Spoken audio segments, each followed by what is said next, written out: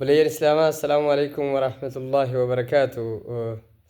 جتة بقى إذا فطري بركم دوكو في دبا فري في أفرتبي تربا كالكو سجراتين إسنجي إيد مبارك تقبل الله منا ومنكم صالح الأعمال كل عام وأنتم بخير.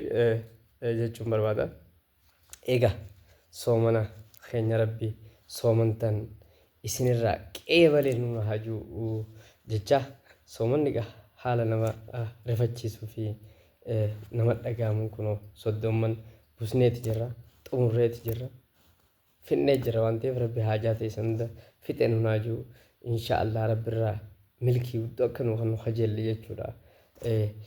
soomana san hafxira san mashbaabira san taraawiha san salaata san zikrii san du'aayii san abuura deesan walitti ollaaf jaalalloon hiriyaan rahiim wal jaalala wal ziyaaru san hunoogaa murteeti jirti finnee jirra waan ta'eef jecha quraana qaroo san baatii quraanaati mee hagam takka meeqa keessatti soddomuun quraanaa buusa alhamdulillaahi rabbil aalamiin.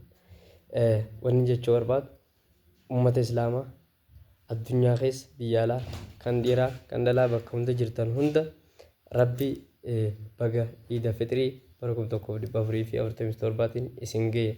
Happy 1447 Eid al-Fitr. I wish you this blessing, merciful, benevolent, joyful, and all the 3 months Eid al-Fitr to all Muslims across the globe.